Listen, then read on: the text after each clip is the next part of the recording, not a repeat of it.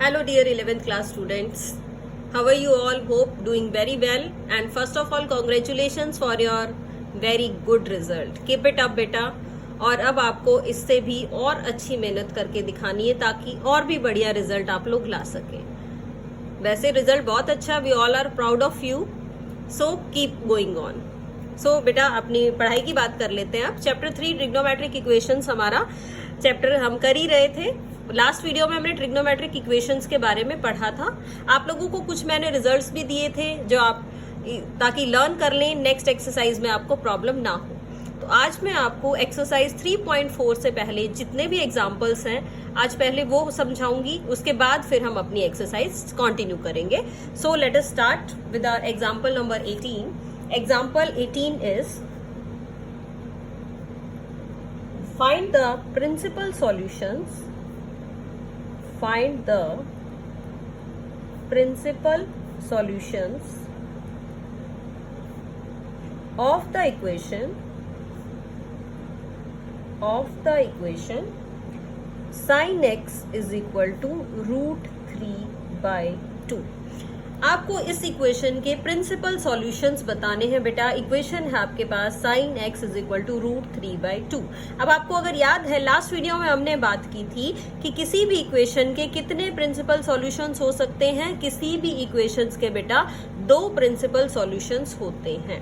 और अगर आपको ध्यान है तो हमने ये भी बात की थी कि जो प्रिंसिपल सॉल्यूशंस हैं वो कहाँ से कहाँ तक लाई करते हैं, 0 से लेके 2 पाई तक के बीच में लाई करेंगे, यानी एक ही सर्कुलेशन वो कंप्लीट करते हैं. चलिए बेटा पहले देखते हैं इसकी वैल्यू क्या आएगी.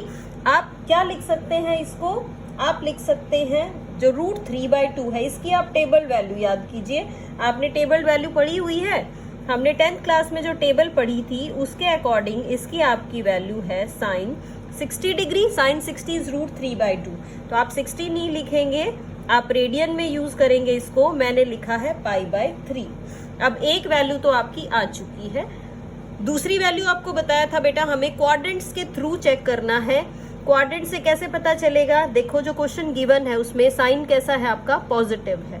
ये साइन पॉजिटिव है, इसका मतलब ये एक वैल्यू तो फर्स्ट क्वाड्रेंट की आ गई आपके पास और दूसरी वैल्यू साइन हमारा सेकेंड क्वाड्रेंट में पॉजिटिव होता है. तो दूसरी वैल्यू आपकी सेकेंड क्वाड्रेंट से आएगी.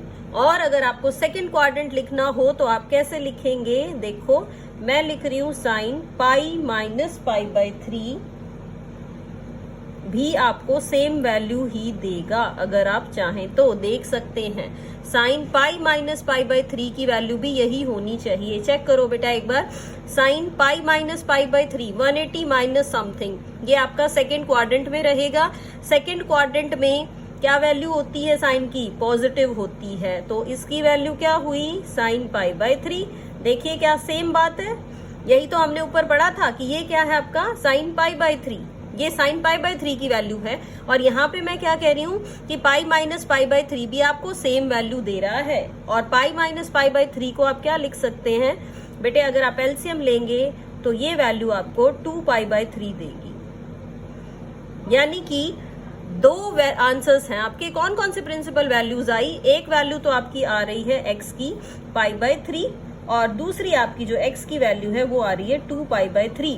क्योंकि साइन को अगर आप यहाँ पाई बाई 3 लेंगे तब भी रूट 3 बाई 2 ही आएगा.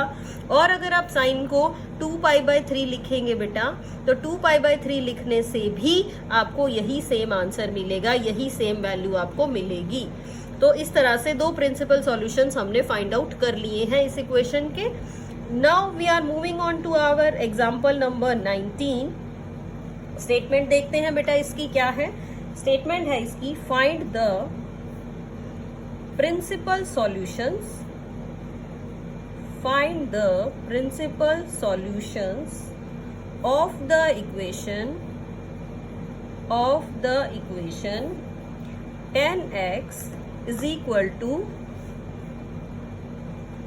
-1 बाय रूट 3. अब देखिए बेटा, अब इस क्वेश्चन में भी हमें प्रिंसिपल सॉल्यूशंस ही फाइंड आउट करने हैं. क्वेश्चन आपके पास आ गया, जो इक्वेशन आ गई वो है tan(x) is equal to -1/√3। Principal solutions यानी आपके पास दो वैल्यूज। और अब देखिए वैल्यूज आप कैसे फाइंड आउट करेंगे बेटा। आपके पास अब ये नेगेटिव वैल्यू है, पहले आप ये सोच लीजिए कि टेंजेंट आपका नेगेटिव कहाँ कहाँ पे होता है। जो टेंजेंट फंक्शन है आपका, मैं यहाँ लिख रही हूँ tan(x) इज नेगेटिव इन, कहाँ कहाँ पे नेगेटिव है, after school to college. After school to college से आपका जो टेंजेंट है वो आपका नेगेटिव हो गया second and third quadrant, sorry second and fourth quadrant.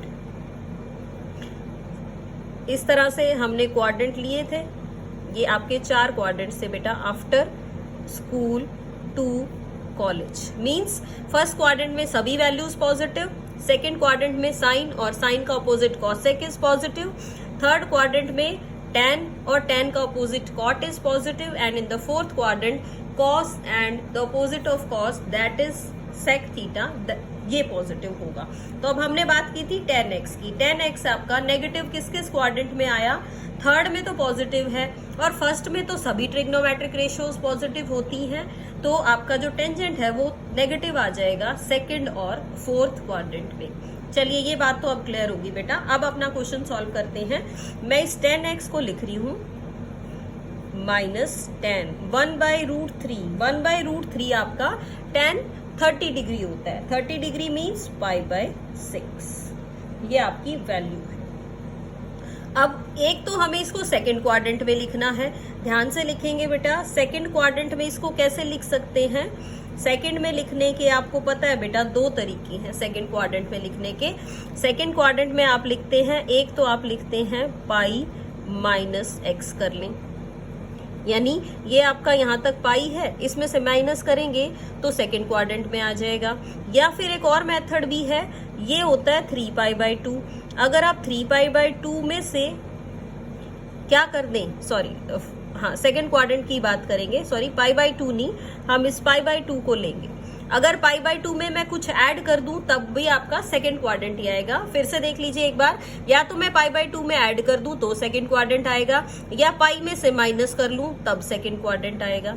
यानी इस तरह से π/2 प्लस समथिंग करो तो भी सेकंड क्वाड्रेंट, और पाई में से सब्ट्रैक्ट करो तब भी सेकंड क्वाड्रेंट।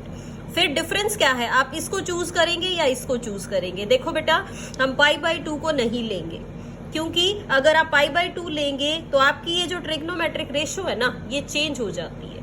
π/2 लेते ही ट्रिग्नोमेट्रिक रेशियो को हमें चेंज करना पड़ता है, जबकि हमें इन ट्रिग्नोमेट्रिक रेशियोज को सेम रखना है ताकि आप प्रिंसिपल सॉल्यूशन फाइंड आउट कर सके। तो इसका मतलब आपको सेकंड क्वाड्रेंट के लिए π-x लिखना पड़ेगा इसको। अब इस क्वेश्चन में आपका जो x है वो है π/6, तो आप क्या लिखेंगे, π-π/6। ये तो बात आ गई आपकी सेकंड क्वाड्रेंट। चलिए ये तो आपका क्या आया, सेकंड क्वाड्रेंट की वैल्यू आ गई, यानी जो आपको सॉल्यूशन सेकंड क्वाड्रेंट से मिलेगा। अब मैं बात कर रही हूँ फोर्थ क्वाड्रेंट की, क्योंकि आपको जो सॉल्यूशन है वो फोर्थ क्वाड्रेंट से भी लेना है। फोर्थ क्वाड्रेंट से बेटा कैसे लेंगे, इसको मैं tan(x) को क्या लिख सकती हूँ, इसको मैं लिख लूंगी, सेम वैल्यू है बेटा। फोर्थ क्वाड्रेंट को लिखने के भी अब आपके पास 2 मेथड है। एक तो फोर्थ क्वाड्रेंट आप लिखते हैं 3π/2 प्लस x करके, और एक फोर्थ क्वाड्रेंट आप लिखते हैं 2π में से कुछ भी सब्ट्रैक्ट कर दीजिए, तब भी आपका फोर्थ क्वाड्रेंट ही तो रहेगा।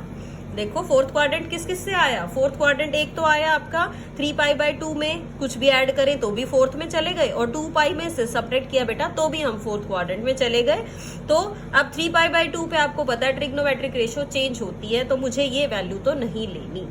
फिर वैल्यू कौन सी लेनी है, जो वैल्यू मैं लूंगी वो लूंगी 2π - x वाली, और x आपको अब पता चल गया, यहाँ पे x क्या है π/6।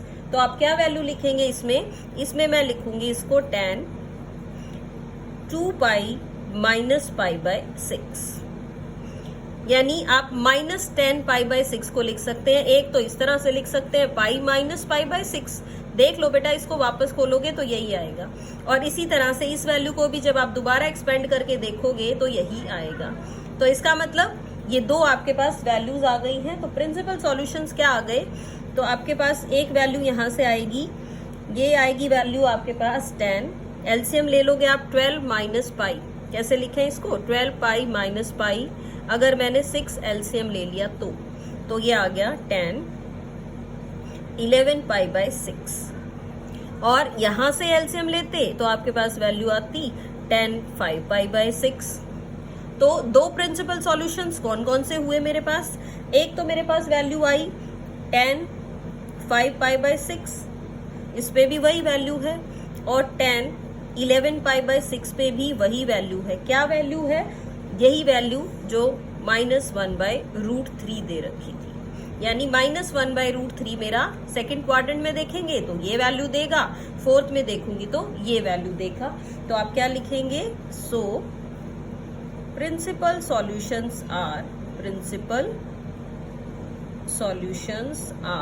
कौन कौन से सॉल्यूशंस आ गए इसके, 5 pi by 6 and 11 pi by 6। इस तरह से बेटा हमने ये दो सॉल्यूशंस फाइंड आउट कर लिए हैं इस क्वेश्चन के। क्वाड्रेंट्स पे ध्यान देना है बेसिकली बेटा कि आपके पास पॉजिटिव वैल्यू है तो कौन कौन से क्वाड्रेंट में लाई करेगा। जैसे आपका साइन वाला क्वेश्चन था, फर्स्ट क्वाड्रेंट में पॉजिटिव था और सेकंड क्वाड्रेंट में पॉजिटिव था, तो हमने वही वैल्यूज ली पॉजिटिव क्वाड्रेंट के अकॉर्डिंग। और यहाँ बात करनी है तो वैल्यू आपकी है 10 की नेगेटिव। अब आपको ये देखना पड़ेगा कि ये 10 आपका नेगेटिव कहाँ कहाँ है, कौन कौन से क्वाड्रेंट में नेगेटिव है, तो फिर आपको नेगेटिव वैल्यूज के बारे में सोचना पड़ेगा। इस क्वेश्चन में 10 हमारा नेगेटिव था सेकंड और फोर्थ क्वाड्रेंट में, तो सेकंड वाली वैल्यू भी ली आपने और फोर्थ वाली वैल्यू भी ली। इस तरह से आपने इसके प्रिंसिपल सॉल्यूशंस फाइंड आउट कर दिए। नाउ बेटा now move on to general solutions of this function. तो हम बात करेंगे जनरल सॉल्यूशंस की। आप जनरल सॉल्यूशंस कैसे निकालते हैं, general solutions of trigonometric equations. In trigonometric equations के जनरल सॉल्यूशंस कैसे निकालेंगे। वैसे तो आपको ये रिजल्ट्स हमने पिछली वीडियो में बता दिए थे, आज मैं एक बार फिर से लिख रही हूँ। जनरल सॉल्यूशन के लिए जो फर्स्ट रिजल्ट था आपका बेटा वो था, अगर साइन एक्स 0 है, साइन एक्स यानी साइन का कोई भी एंगल 0 के इक्वल होगा तो आपके पास x आएगा n पाई। x क्या आएगा, n pi for every n belongs to z। z means z is a set of integers. z आपका इंटीजर्स का सेट है, यानी आप n के प्लेस पे कौन कौन सी वैल्यू रख सकते हैं, पॉजिटिव या नेगेटिव कोई भी इंटीजर आप इसमें रख सकते हैं, तो आपके पास x आता जाएगा। अब इंटीजर्स तो आपके कैसे हैं, इनफाइनाइट सेट है इंटीजर्स का, इनफाइनाइटली मैनी नंबर्स होते हैं इंटीजर्स में, तो ये जो आपकी x की वैल्यू है ये भी कितने सॉल्यूशंस देगी, ये इनफाइनाइटली मैनी सॉल्यूशंस देगी। इनफाइनाइट सॉल्यूशंस है इसीलिए जनरल सॉल्यूशंस लिखा है हमने।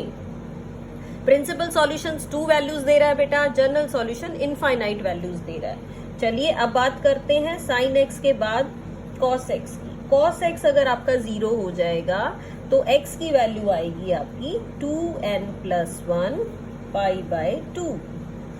क्या वैल्यू आई x की, x is equal to 2n+1 pi by 2।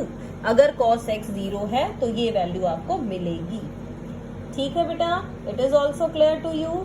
Now what is the third value. Third trigonometric ratio हमने क्या पढ़ी थी, थर्ड ट्रिग्नोमेट्रिक रेशो हमने पढ़ी थी tan x इज 0, यानी अगर आपका tan x 0 आ जाए, यानी टेंजेंट वाला जो फंक्शन है वो 0 आ जाए, तो आप टेंजेंट के लिए कौन सी वैल्यू यूज कर रहे हैं। टेंजेंट के लिए बेटा हम सेम वैल्यू यूज करते हैं, जैसी आपकी साइन की वैल्यू होती है वैसी ही हम tan में यूज कर रहे हैं।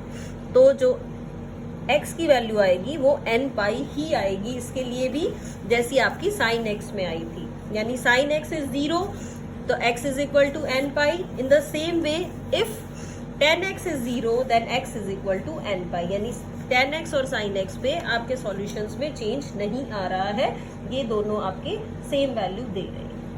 चलिए बेटा अब देखते हैं अपना नेक्स्ट एग्जाम्पल।